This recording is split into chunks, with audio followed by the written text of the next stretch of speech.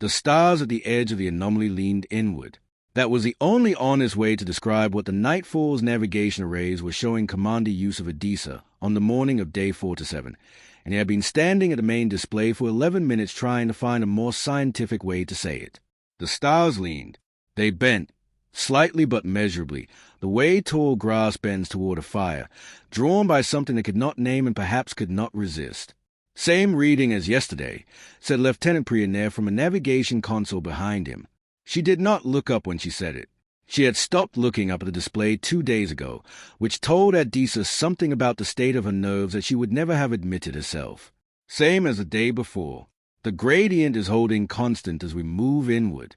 Whatever is generating it, we are not getting any closer in terms of the effect. The pull is uniform across the interior of the anomaly. It doesn't intensify its center." "Which means what?" asked Engineer Second Class Tomas Reyes from his station along the port bulkhead. He was 26 years old.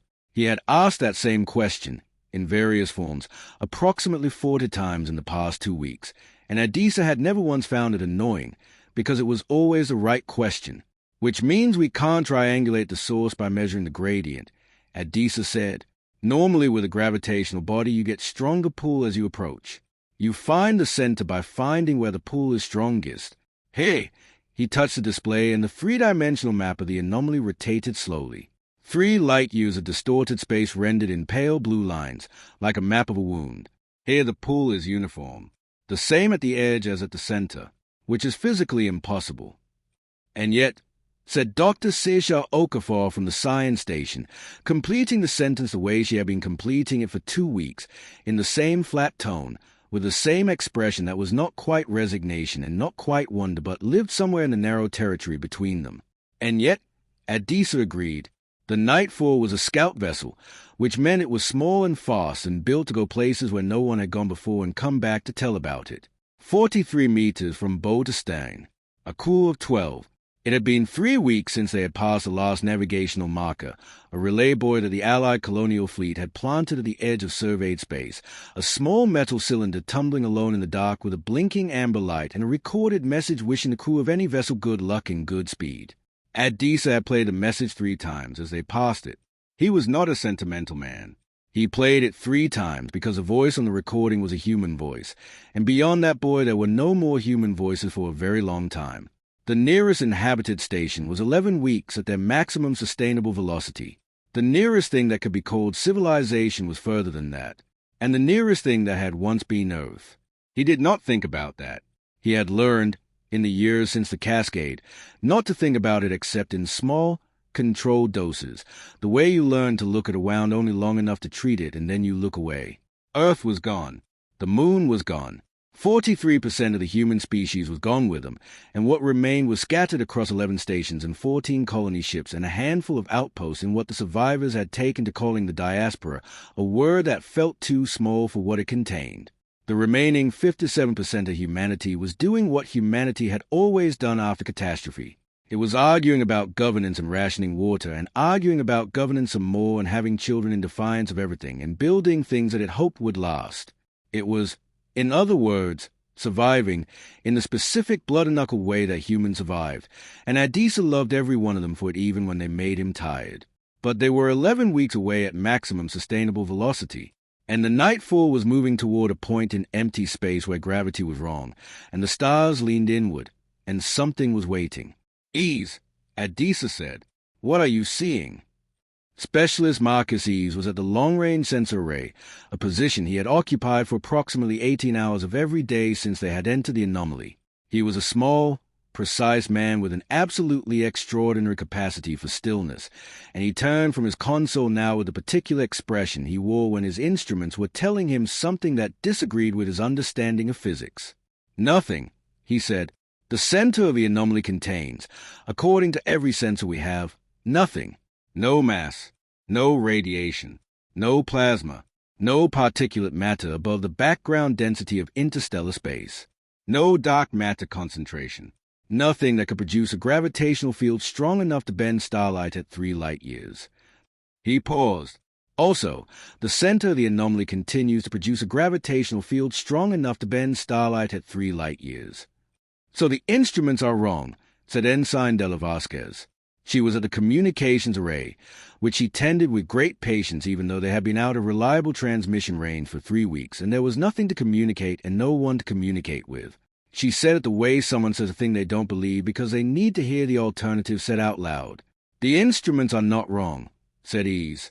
He said it simply, without defensiveness. It was a statement of fact about instruments he knew better than he knew most people. "I have recalibrated the mass sensor 14 times.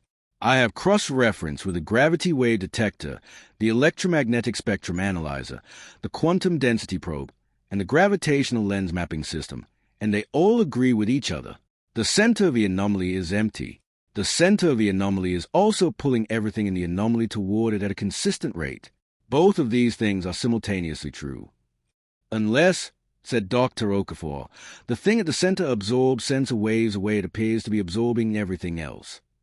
A silence settled over the bridge that had a weight to it. "Say that again," Adisa said. Okafor pulled up a secondary display and brought the anomaly map into proximity with the electromagnetic absorption readings they had been taking since entering the region.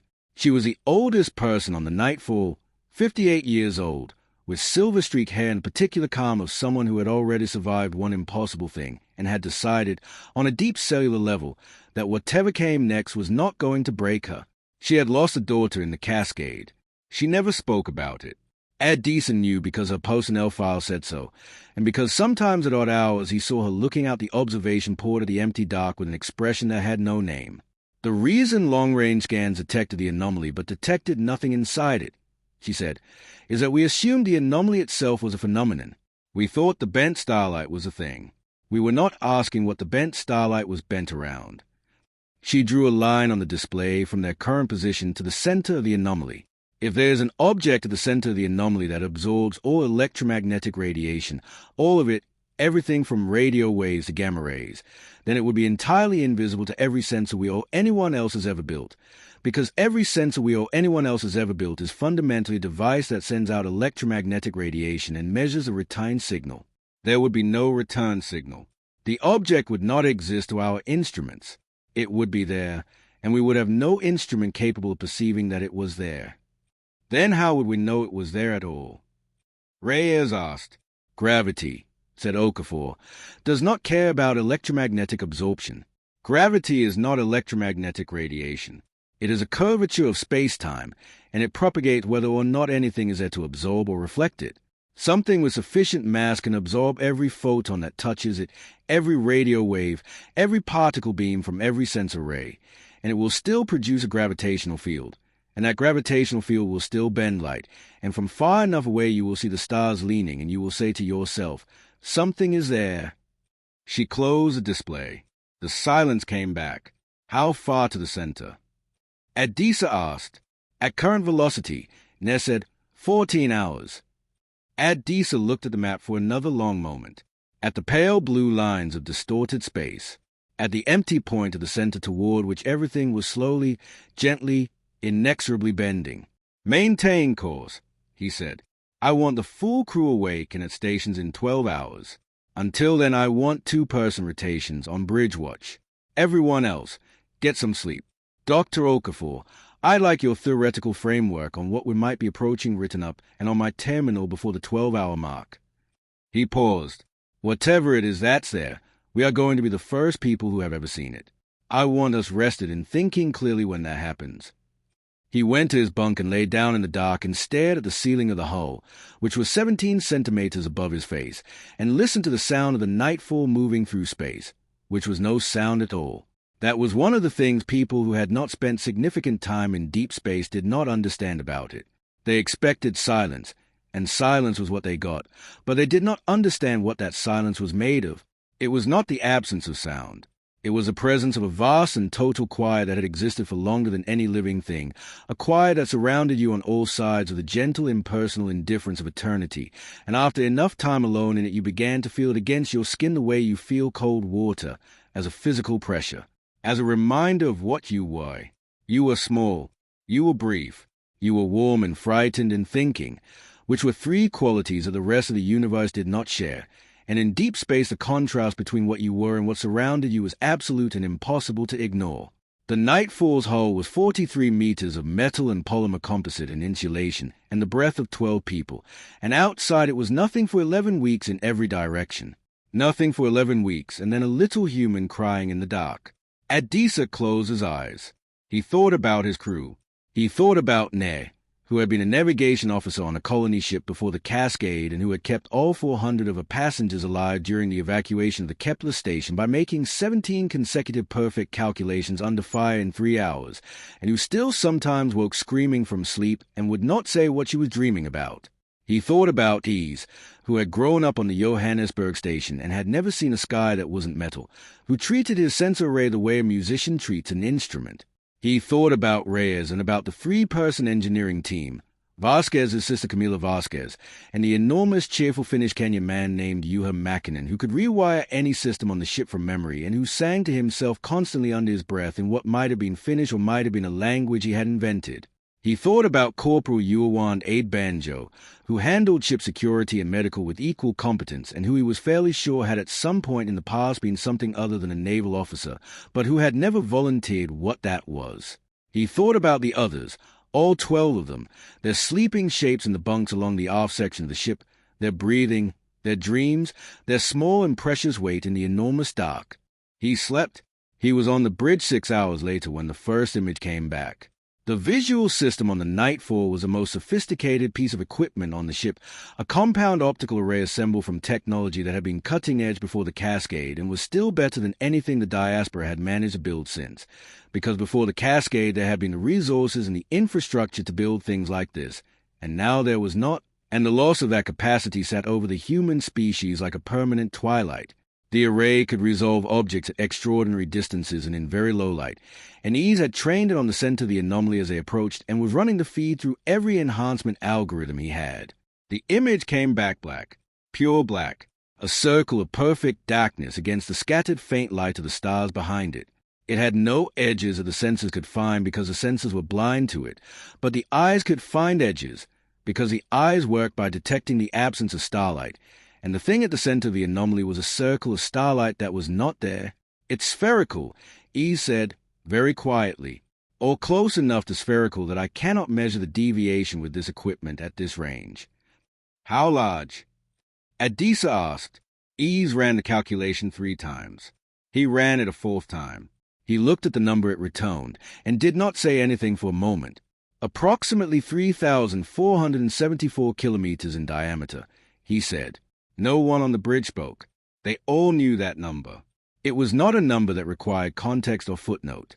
It was a diameter of Earth's moon, which was gone, which had been gone for 6 years, which none of them would ever see again. That's a coincidence, said Nair. Yes, said Ease. It is a coincidence. Adisa was not sure either of them believed what they were saying, but he let it sit without comment. What's the surface like? He asked. I cannot get a sensor reading from the surface. As Dr. Okafor hypothesized, the surface is absorbing everything we send at it. I am getting nothing back from any wavelength. He adjusted something on his console. However, the visual feed is now at a range close enough to show surface texture, and I am seeing something. He sent the feed to the main display. The crew had all assembled by now, drawn to the bridge by some instinct that had nothing to do with the duty roster. They stood behind the stations, in the spaces between consoles, pressed against a forward bulkhead.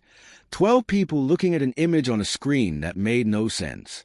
The surface of the sphere was black. Not the black of deep space, which is a texture to it at close range, a granularity of distant light, but a black that absorbed everything, a black that the eye kept sliding off, a black that felt less like a color and more like an instruction. There is nothing here to see. And against that black, catching the distant thread-like light of stars so far away they were barely more than pixels, there was a pattern. It was geometric. That much was immediately clear. Not the pseudo-geometry of crystal formation or fractal coastlines, not the accidental regularity that nature sometimes produces, but the deliberate, purposeful geometry of something that had been drawn. Lines meeting at precise angles.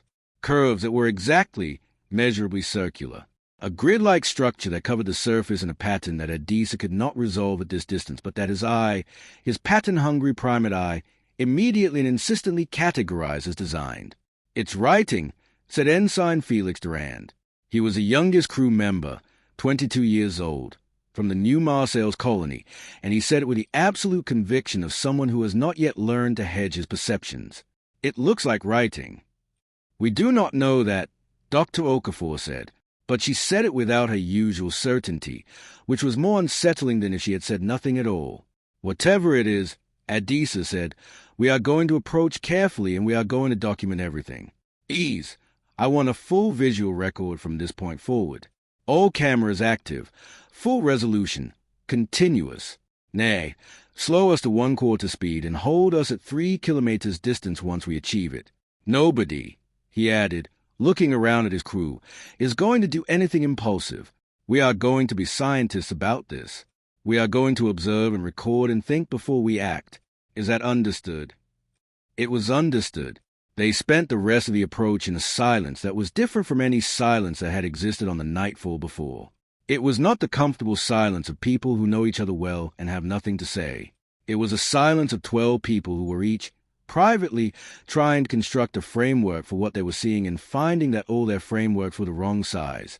At 3 kilometers, with a sphere filling the forward viewport like a planet seen from low orbit, the pattern on its surface resolved.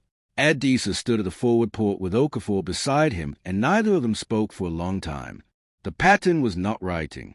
Or if it was writing in a system so alien that calling it writing felt like calling a symphony a collection of air pressure variations, technically accurate and completely missing the point. It was lines and curves. Yes, but the lines were not random and the curves were not decorative. They had a density and a logic to them that suggested function rather than communication.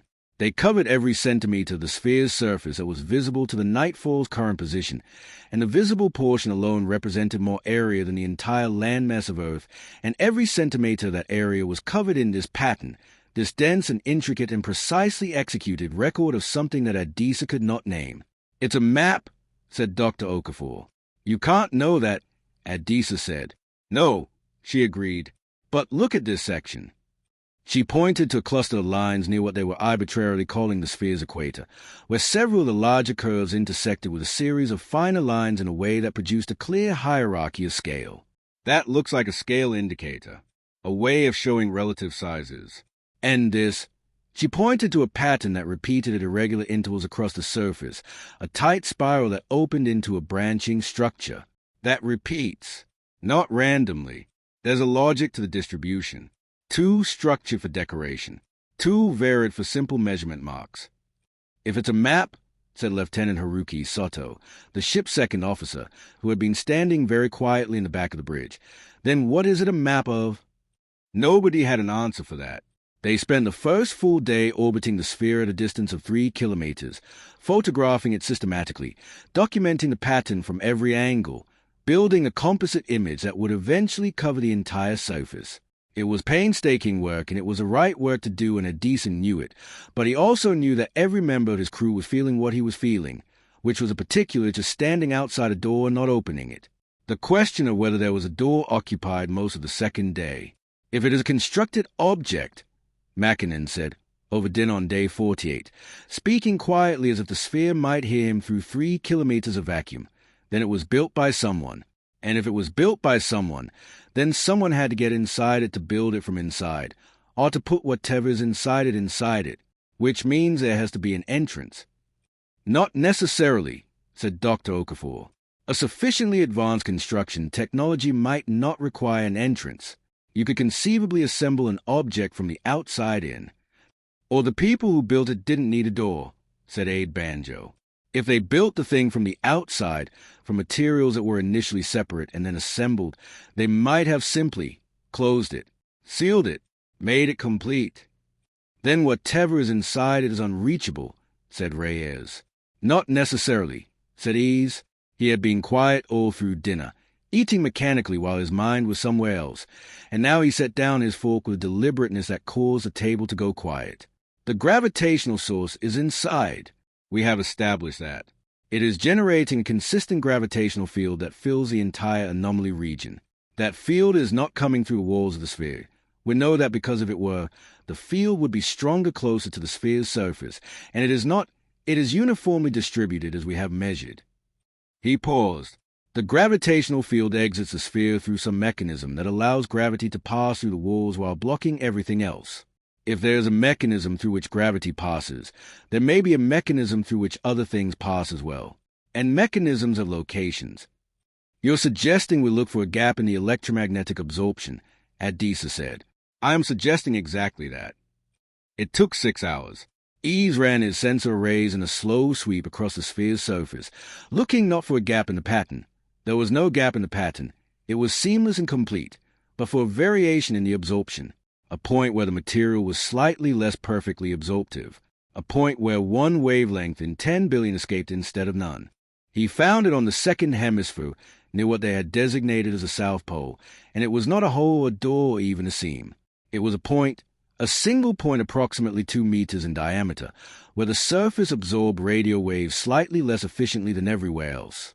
The visual difference was imperceptible. The sensor difference was tiny, but it was there, a single point on a 3,000-kilometer sphere where the material's perfect invisibility was, by some immeasurably small fraction, imperfect. That's the entrance, said Durand. That's a hypothesis, said Adisa. But yes, that's probably the entrance. The debate about who would go lasted most of day 4 to 9. Adisa's position was straightforward. He would go. That was not negotiable. A commander who sent crew members into unknown and potentially dangerous situations without going himself was not a commander he was willing to be, and beyond that, his judgment was good and he trusted it. And if one person's judgment was going to matter in whatever was inside that sphere, he wanted it to be his. The complication was that communication through the sphere's hull would be impossible. Their suits had short-range radio, but radio would be absorbed by the surface the moment they crossed it. Once inside, whoever went in would be alone in a way that was more absolute than any of them had ever been alone before, cut off not just from civilization, not just from other ships, but from the 12 people 3 kilometers away who represented the entirety of their world. The compromise was 3 people: Adisa, Okafor for science, and Abe Banjo, because Adisa wanted someone who could handle any situation that required handling in a way that Adisa was not specifically trained for, and Abe Banjo had never yet encountered a situation she couldn't handle. The remaining 9 would maintain station outside, monitor what they could from the nightfall, and wait. They had established a protocol. If there was no signal, no emergence, no transmission, nothing, after 72 hours, the 9 would leave. They would take every record they had of the sphere with them, and they would make the 11-week journey to the nearest diaspora station, and they would tell everyone what they had found and where it was, and they would let someone else decide what to do next. 72 hours is not very long, said Soto. No, Adisa agreed, but if we're not out in 72 hours, there's a realistic chance we are not coming out, and the information we have gathered is too important to be lost because 9 people waited too long for 3 people who were not coming. He looked at Soto steadily. You are in command until we return. You will make good decisions. I trust that completely. Soto held his gaze. He was Japanese-Brazilian, born on the Sao Paulo station after the Cascade, 34 years old, and there was in his expression something that Adisa recognized as a particular way to being handed responsibility for other people's lives. He had worn that expression himself many times. 72 hours, Soto said. 72 hours, Adisa confirmed. On day 50 they suited up. The suits were designed for open space EVA and planetary surface work. They were well made, and Adisa had faith in them. But standing in the airlock waiting for the pressure to equalize, he was aware of how much he was relying on approximately 15 millimeters of engineered polymer between himself and the void, and the awareness was not comfortable. Space suits were always slightly too small for the thoughts you had while wearing them. The trip across to the sphere, 3 kilometers in an EVA pod the size of a large closet, was accomplished mostly in silence. Aide Banjo piloted with her characteristic economy of motion. Okafor sat with a data tablet on her knees, reviewing her notes, though she had clearly already memorized everything on the tablet and was reviewing it again because it gave her hands something to do. Adisa watched the sphere grow from window-filling darkness to everything-filling darkness, until it occupied the entire forward view and the pod's forward light was absorbed without reflection and the surface was right there, barely a meter away, and still looked like nothing, like a hole in reality, like the ice sliding off a thing that refused to be seen. The entry point is 40 meters to starboard, Aide Banjo said. She maneuvered the pod with short, precise bursts. The surface slid past them in absolute silence. In the reflected glow of the pod's lights, the geometric pattern was visible up close in a detail that photographs had not captured, and Adisa leaned forward to look at it and felt a sensation that he had no precise word for, a kind of reverent vertigo, the feeling of standing at the edge of something so much larger than himself that the scale could not be fully computed. The lines were not etched into the surface. They were the surface. The material itself varied in ways too subtle to see from any distance, but perfectly clear up close, different densities of the same impossibly absorptive substance, creating a pattern that would be invisible from 10 meters but was unmistakably deliberate from 10 centimeters.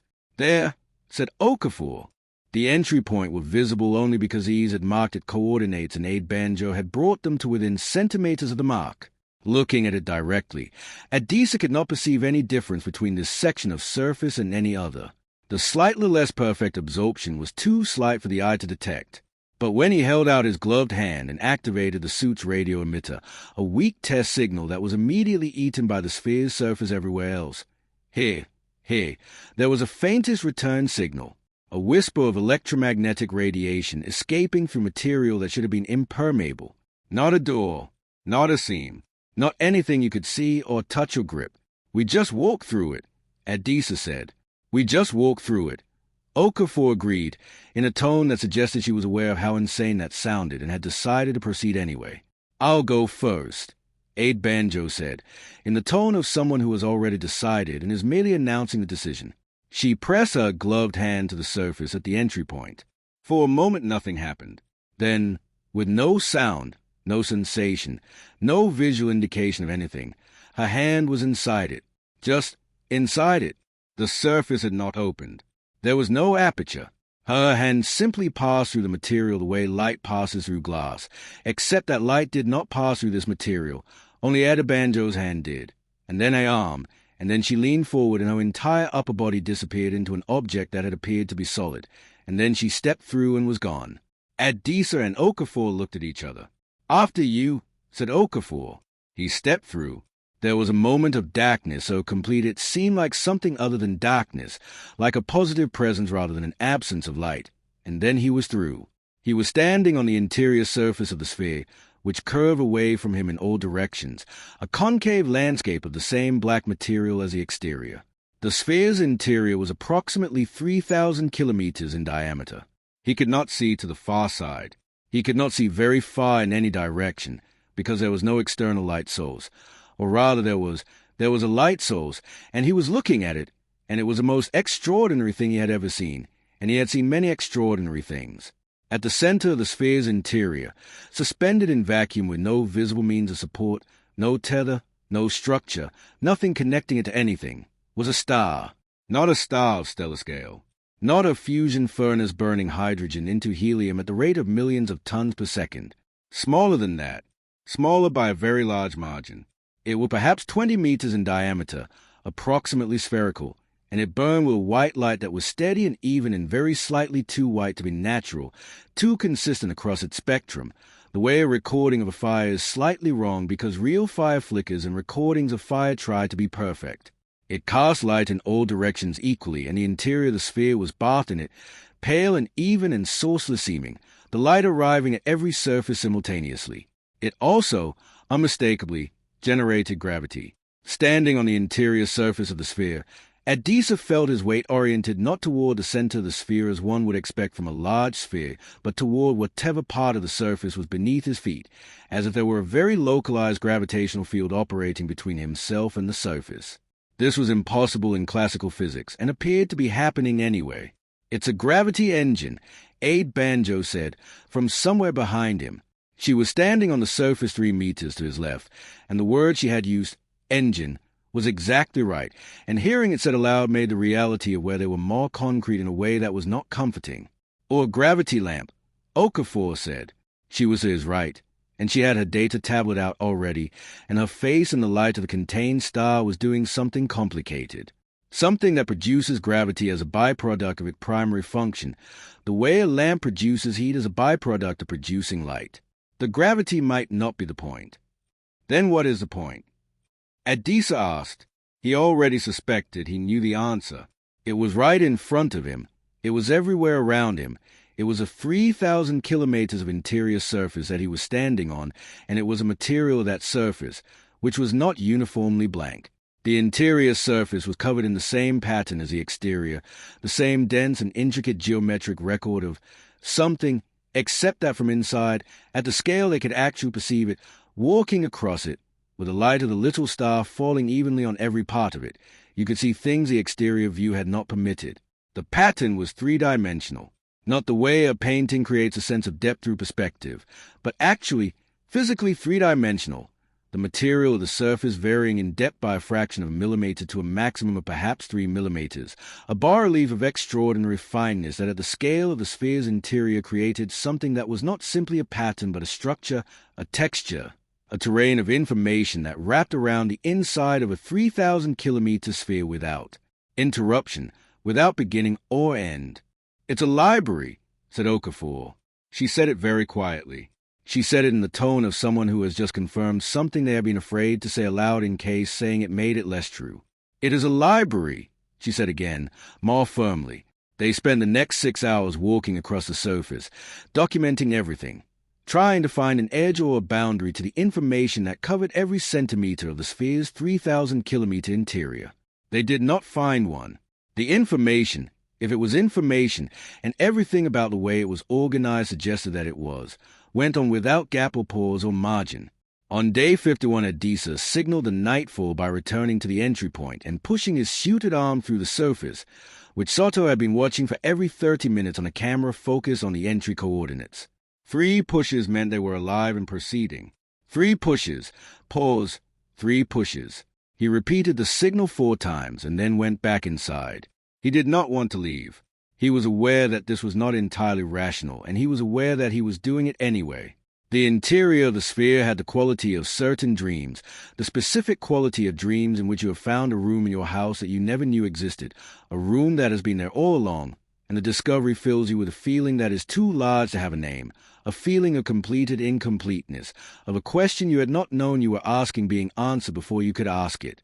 He had not told the others about this feeling, and he suspected they had not told each other about it either, but he suspected they all felt it because he had been watching their faces, and their faces showed the same thing his face probably showed, a kind of stunned and open tenderness, the expression of people who have been given something so much larger than what they expected that the mere act of receiving it feels like an achievement. On day 52, Okafor made the discovery that changed everything. She had been systematically photographing sections of the interior surface with a tablet, building a record of the patterns, and she had developed, or perhaps not so much developed as gradually allowed herself to articulate, a sense of the library's organization. There was a logic to where different pattern types appeared. There were zones, she said, regions of the sphere where specific pattern families clustered.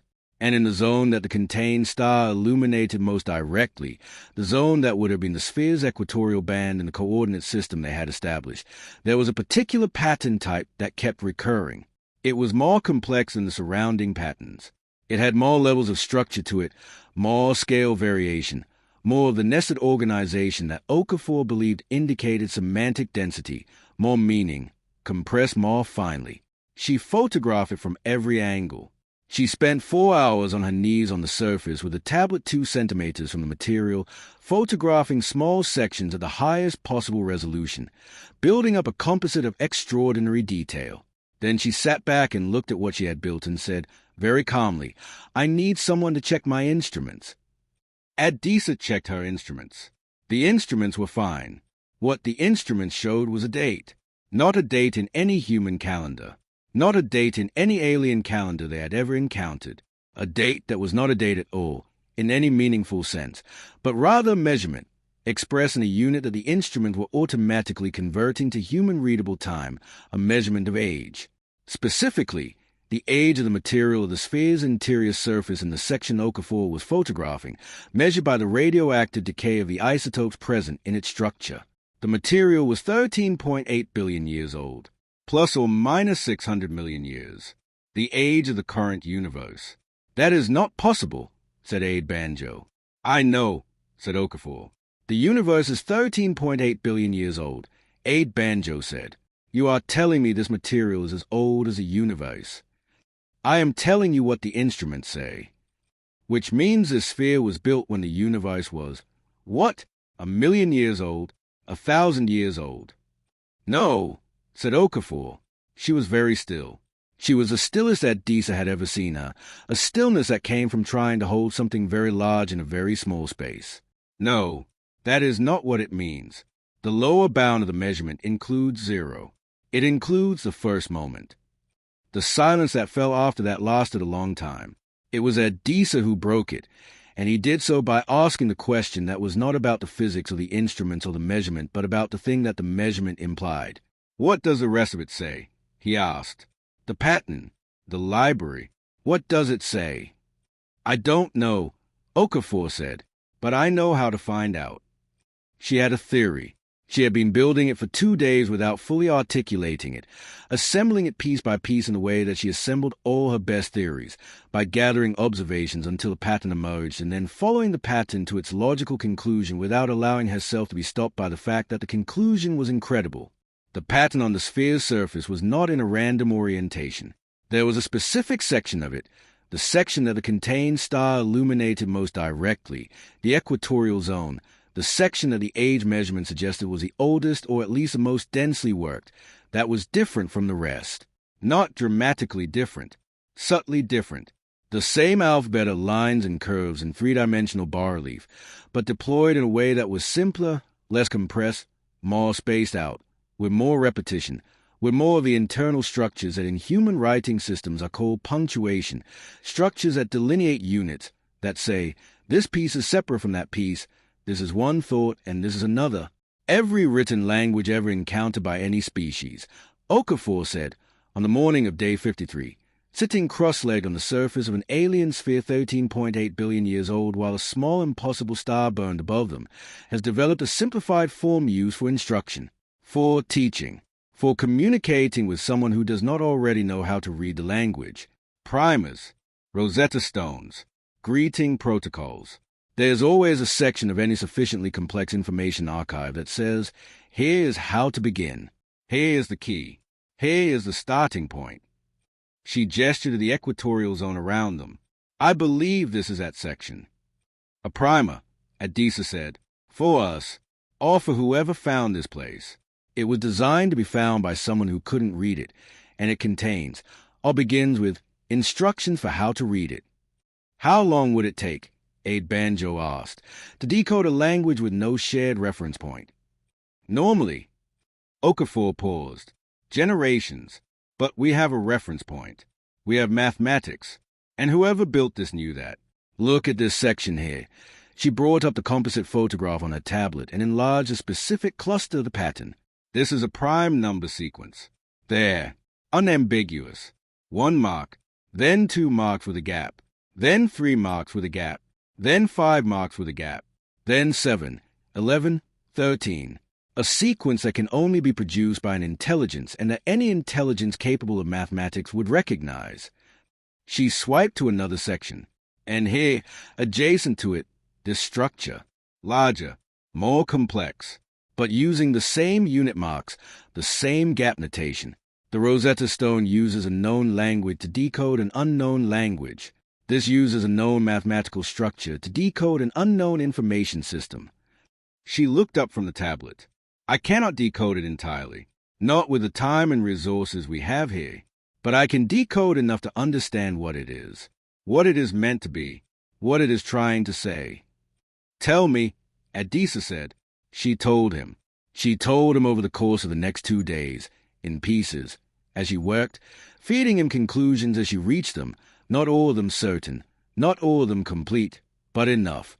She sat at the surface of the sphere and photographed and analyzed and cross-referenced and built her understanding the way she built all her understandings, with precision and humility and an absolute refusal to claim more than the evidence supported. Here is what she told him.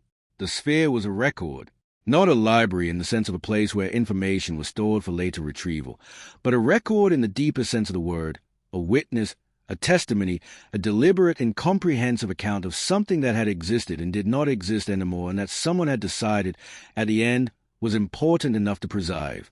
The record was not about the sphere or its builders in the way that a monument is about its builders.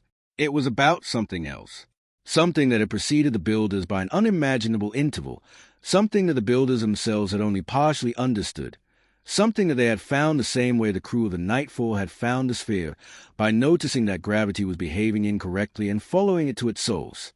The contained star was not a star. The contained star was a record's index, its anchor, its proof of authenticity and permanence, a thing made by people who understood that a record written in matter would survive anything short of the end of time itself if the matter was the right matter in the right arrangement, and who had made something to sit at the center of their record that would last for exactly that long, and that would by its presence generate the gravitational anomaly that would eventually, in whatever future state, the universe took, lead someone to the sphere the way a lighthouse leads ships to harbor in the dark. The gravity was not a byproduct. The gravity was a beacon.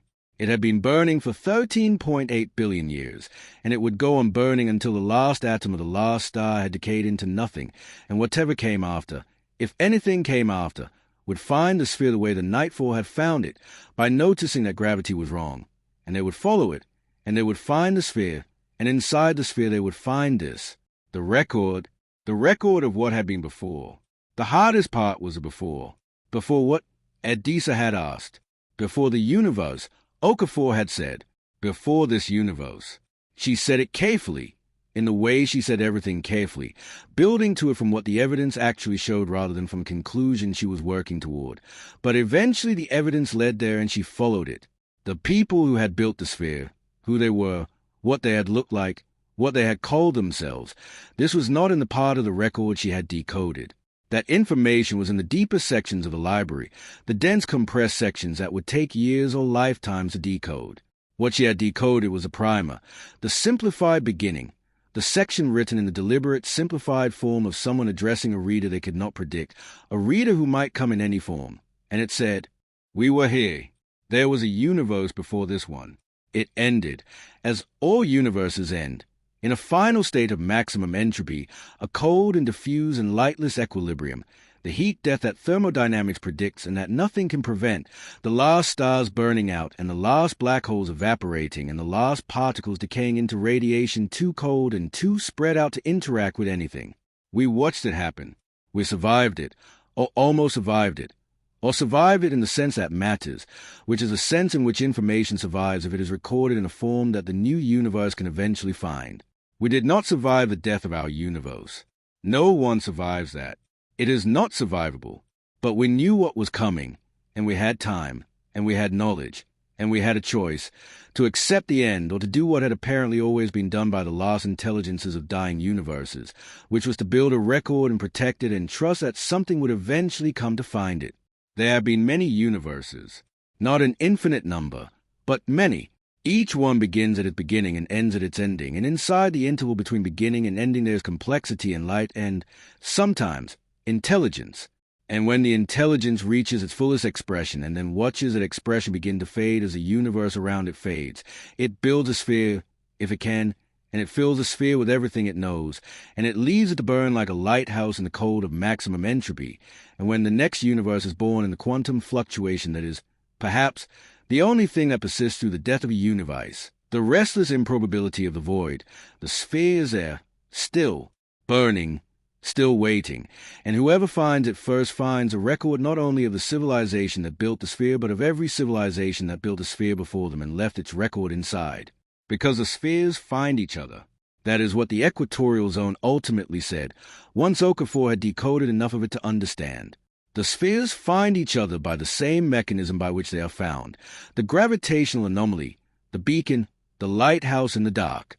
There are other spheres in this universe, each one carrying the records of a previous universe's civilizations, and they are drawn to each other by the gravity of their contained stars, and eventually they collect, and the collection is itself a record of records, a library of libraries, each sphere containing the complete knowledge of civilizations that never knew each other, that lived and thought and loved and died in universes that were cold and gone before this one began. And the message in the primer, the message written in the simplified patient form of a letter addressed to whatever came next, was not a complicated one. It was, in fact, very simple. It said, "You are not alone. You were never alone. Before you there were others, and they are gone, but they left this, and it contains everything they knew, and you may have it. You may carry it forward. You may add your own record to it when your time comes, and it will be preserved for whoever comes after you, in whatever universe comes after yours, and they will find it the way you found it, because the lighthouse burns. You are not the first. You will not be the last. The universe is very old, and in its oldness it has been filled again and again with things like you, things that are small and brief and warm and frightened and thinking. You are part of that. You belong to that. Every question you have ever asked about whether you are alone in an indifferent cosmos has already been asked by beings who lived in universes you cannot imagine, and the answer has always been the same. No, you are not alone. You were never alone. The universe is full of the dead who loved it. Adisa stood at the exact center of the sphere, directly beneath the contained star, which was not a star, which was a machine for making a beacon, which had been running for 13.8 billion years without error, and he stood there for a long time without moving. He was a man who had grown up in Lagos, Nigeria, on a continent on a planet that was gone. He was a man who had watched a cascade happen from the deck of a survey vessel that was far enough from Earth to survive it, which was a fact he had never fully metabolized, the fact that distance had saved him while proximity had killed others, the randomness of it, the brutal lottery of being in the right place when the wrong thing happened. He was a man who had spent 6 years since then doing the only thing he knew how to do, which was going out into the dark and looking at what was there and coming back and reporting what he had found over and over, because the alternative was to stop, and stopping did not feel like an option. He thought about Earth. He let himself think about it, standing in the light of a machine that had been burning since before the universe began. He thought about the weight of the air on a hot day in Lagos, the particular quality of the light, the smell of the market near his grandmother's house, the sound of the city. He thought about 8 billion people. He thought about how brief they had been in the scale of things, how brief every civilization had been, and how brief all the civilizations of this universe would be, and how the civilizations in all the universes before this one had also been brief, and how all of them had burned anyway, burned as hot as they could for as long as they could, and then gone out and left something. How every civilization that had ever come far enough had looked up at the dark and wondered if they were alone, and had not been. He thought about the sphere and what was in it. Universes worth of knowledge. Universes worth of art and science and grief and joy and the small ordinary details of lives lived by creatures he would never know in bodies he could not imagine on worlds so long dead they had decayed back into their constituent particles, and those particles had dispersed and dispersed again, and the very atoms of those worlds were now scattered so completely that no instrument in this universe could trace the connection, and yet the record of everything those worlds had contained was here, inscribed in material that resisted entropy itself, carried forward through the death of everything by a people who had decided, at the end, that the decision that mattered most was not how to survive but what to preserve. He thought about his crew. He looked across the concave landscape of the sphere's interior to where he could see Okafor sitting at the surface, photographing, her tablet glowing in the light of the contained star, her head bent, her hand steady. He looked to where Aide Banjo was standing 20 meters away, at attention out of habit, looking out at the same light with the same expression of quiet reckoning that Adisa suspected was on his own face. He thought about the 9 people on the NIGHTFALL, 3 kilometers outside, waiting. He thought about the diaspora, 11 stations and 14 colony ships and a handful of outposts and approximately 4 billion human beings rebuilding from almost nothing with everything that humanity had ever learned and made and understood, all of it still alive in the minds and the records of the survivors, all of it still possible, all of it still worth the effort of carrying it forward. He thought about how long humanity had existed and how brief that was in the scale of the current universe, let alone in the scale of what was in this sphere. He thought about how young humanity was actually, how early it was for humans, how much was still ahead, how many questions were still unanswered, how many of those answers might be in the record around him, inscribed in the walls of a sphere older than time. He thought about all of this for a long time. Then he walked back to where Okafor was sitting and sat down beside her. "How much of this can we take with us?" he asked. She looked up. Her eyes were bright. She had been crying at some point without, he suspected, quite realizing it. "Not enough," she said. "We can photograph, but what we can photograph in the time we have will be a small fraction of the total record. The real work, the full decoding, the full documentation, will require a sustained presence here, an expedition, multiple specialists, years." She paused. "But the primer, the beginning, The summary that whoever built this wrote for exactly the situation we are in, for the person who found it first and had limited time and needed to know the essential thing. I think I have most of that. Enough to convey what this is. Enough to send back. Then that's what we take, Adisa said. And we tell them where it is, and what it contains, and they will come. Someone will come and do the full work. Whatever it takes and however long it takes, someone will come. Yes, said Okafor. They will. She went back to her photographing. The light of the contained star was steady and even and slightly too white, and it fell on the walls of the sphere and illuminated the record of everything that had come before, and it had been falling on those walls for longer than the current universe had existed, and it would go on falling long after the current universe had ended. And in that duration, Adisa felt something that he had not expected to feel. Standing inside an alien artifact older than time in the middle of Deep Space 11, weeks from the nearest human beings, he felt small. He felt brief. He felt warm and frightened and thinking. And for the first time in 6 years, since the day he had stood on the deck of a survey vessel and watched the planet of his birth cease to exist, he felt like those three qualities, small, brief, warm, and frightened and thinking, were not a tragedy. They were the point. They came out of the sphere on the morning of day 55, emerging at the entry point, their suits registering 4 to 7 hours of oxygen consumption, their tablets full of photographs and measurements, and Okafor's decoded notes, and the EVA pod took them back to the nightfall in what felt like a much shorter 3 kilometers than the one they had crossed 5 days before. Soto met them at the airlock. He looked at their faces and did not ask anything, which was exactly the right response. He simply helped them out of their suits and got them to the galley and put food in front of them and sat down across from Adisa and waited. Well, said Adisa. Well, said Soto.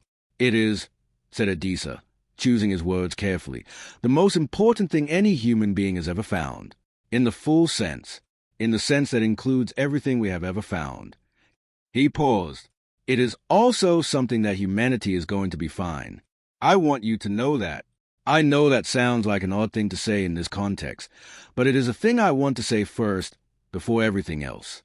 Whatever happens next, whatever this means, the thing I came out of there believing most firmly is that we are going to be fine. That it has always been fine, in the way that matters. Soto looked at him for a long moment. Tell me, he said. So Adisa told him. He told him slowly, the way Okafor had told him, building from the evidence to the conclusion, not allowing himself to skip the evidence no matter how urgently the conclusion wanted to be said. He told him while the crew of the Nightfall gathered, one by one, drawn by the sound of his voice in the galley, filling the small space until there were 12 people in a room designed for 6, standing on each other's feet and leaning against each other's shoulders. And he told them all of it.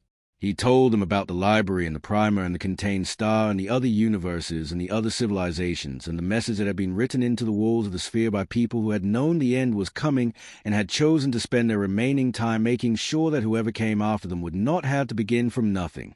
He told them about the other spheres, the lighthouse network, the gravitational beacons burning in the dark of this universe waiting for someone to find them. He told them what the message said. The actual message, the simple essential message in the primer. You are not alone. You are never alone. The universe is full of the dead who loved it. He told them all of it.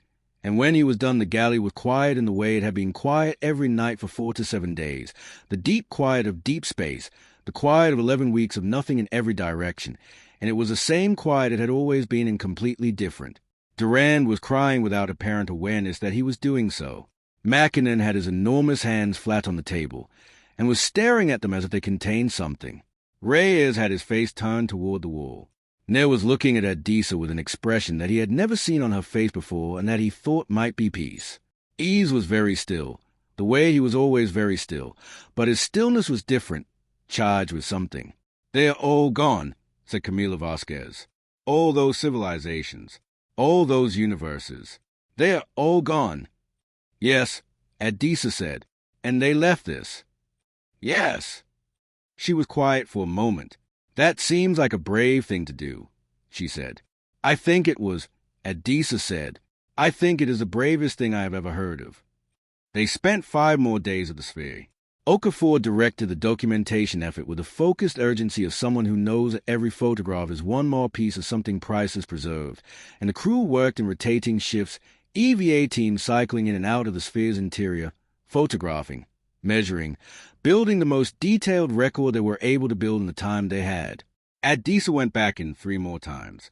Each time he stood on the contained star and looked at the walls of the library and tried to hold the scale of it in his mind, and could not quite, could get close but not quite, the way you can get close to the idea of geological time but not quite feel it in your bones, not quite make it real. On day 58, Okafor decoded another section of the primer. It was a small section, and she had almost missed it, and what it said was this: the sphere was designed to be moved, not immediately, not by anyone who was not ready. But in the primer, in the patient simplified language of someone writing instructions for an unknown future reader, was a description of the mechanism by which the sphere could be relocated, moved from its current position in the gravitational anomaly, which was itself a kind of protective envelope generated by the contained star's beacon field, moved to wherever the people who found it needed it to be. The sphere was not a monument rooted to a single place. It was a vessel, the most important vessel in the history of the current universe, the vessel containing everything that every civilization of every previous universe had managed to preserve of itself, and it was designed to travel. They wanted us to bring it home, Adisa said. Yes, said Okafor. Whatever home meant. They wanted it to go where the people were, not to require the people to come to it. They understood, whoever they were, that the record only has value if it reaches the people who can use it, and they built it accordingly. We can't move it, said Nair, from the seat beside Adisa where she had been sitting since Okafor began her reading of this new section. The Nightfall doesn't have the mass to tow something the size of the moon. Not remotely. No, Adisa agreed, but others will. Others will come here, with ships capable of doing this, and they will understand how to move it, and they will move it to wherever the diaspora decides it should go. He looked around the table at his crew. Our job is to bring back the information, the coordinates, the decoding, the photographs, everything we have documented. It is the most important cargo this ship has ever carried, and I want to begin preparing for departure. Now, Reyes asked, tomorrow morning. We have 11 weeks of travel ahead of us, and the diaspora needs to know about this as soon as possible. He paused. We have done what we came to do, and more. We found the anomaly. We found what it was protecting. We found what was inside it. We have more than enough to justify the mission, and more than enough to change everything that comes after it. He looked at each of them. I am proud of what we have done here. I want you to know that. That night, with a sphere visible through the observation port as a circle of absent stars, Adisa sat alone in the forward section and wrote his log entry for day 58. He wrote, We are departing tomorrow for the nearest diaspora station with a record of what we have found. I have attempted, in this log, to convey the nature of the discovery accurately and completely, but I am aware that no log entry I am capable of writing is adequate to what we have encountered. The sphere is older than the universe. It contains the records of civilizations that lived in previous universes. It was built to be found, and it has been waiting 13.8 billion years to be found, and we found it. 12 people in a 43-meter ship, at the edge of the surveyed space of a species that lost its home world 6 years ago. I keep thinking about what it means that it was us. Not a larger expedition. Not a better-equipped vessel. Not a species that was older or more established or more technically sophisticated. Us. 12 people who were each, in their own way, carrying the weight of what was lost, carrying the particular grief of a species that had survived something unsurvivable and was still, somehow, surviving. I think the sphere does not care who found it. I think it was designed for whoever found it, whatever they were and however they came. But I also think that finding it at this moment, for humanity, at this specific point in the history of our species when we are most reduced and most fragile and most in need of something larger than ourselves to hold on to, I think the timing matters. Not because the universe arranged it for us, but because we arranged ourselves to be here. We built the Nightfall and sent it into the dark because that is what we do, because even in our grief we look outward, and that outwardness is why we are here and not someone else. We are going home. We are carrying the most important information in the history of our species, and we are going to give it to our people, and what they do with it will be up to them, as it should be, but I believe they will do something worthy of it. I believe that because I have spent 6 weeks on a ship with 12 people who have lost everything, and who spent those 6 weeks doing their jobs with precision and care and courage and occasional joy. And if these 12 people are any indication of what remains of humanity, then humanity is going to be fine. We are going to be fine. He closed the log. He sat for a while longer at the observation port, watching the circle of absent stars that was the sphere that was older than the universe, the sphere that contained the records of everything that had come before, burning its beacon in the dark with the patient certainty of something that knew it would eventually be found.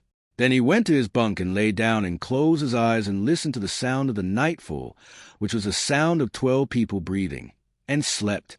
On the morning of day 59, the nightfall fired its main engines and turned away from the sphere, away from the center of the anomaly, away from the bent starlight and the impossible gravitational field, and began the 11-week journey home.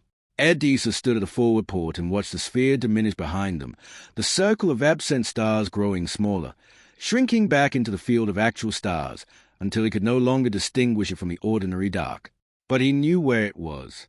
He had its coordinates in 3 independent navigation systems, each one a redundant copy of the same data, each one locked and protected and backed up. He had its location and its nature and the beginning of its content and the proof of what it was, and he was carrying all of that toward 4 billion human beings who had lost their home and who had spent 6 years building a new one and who deserved, more than any people he could imagine, to know what he now knew, that they were not the first, that they would not be the last, that the universe had been full of people like them, for longer than any of them could comprehend. Full of people who were small and brief and warm and frightened and thinking. People who had looked up at the dark and asked the same questions and built the same ships and gone into the same dark to look at the same stars and found the same extraordinary, terrifying, beautiful things. And that all of those people were gone now, but not lost, never lost. Because someone at the end of each of their universes had decided that the most important thing to do with whatever time remained was to write it down and protect it, and point a lighthouse at the next universe and trust that whoever came next would be worthy of receiving it. The nightfall accelerated. The stars ahead were not bent. They hung straight and true and indifferent and magnificent in the dark. 11 weeks away, invisible at this distance, too far to see even with the best instruments on the ship, were the lights of 4 billion people who did not yet know what was behind the nightfall, waiting for them, burning like a lighthouse. They would know soon. Adisa watched the stars and felt the hum of the engines through the deck and heard his crew behind him, their voices low and their breathing steady. And he thought, we are very small, and we are very brief, and we are going home, and we have something to bring with us, and it is enough. It is more than enough. It is everything. The nightfall moved through the dark. The sphere burned behind it, as it had always burned, as it would always burn, patient and steady and waiting for whoever came next, its lighthouse casting its impossible light through the cold between the stars. The universe was old. The universe was full. And somewhere, 11 weeks ahead, in the scattered lights of the diaspora, humanity was awake and alive and waiting, and did not yet know that it had never been alone. This story was brought to you by HSY Stories. Subscribe to our channel and be the first to experience every new story.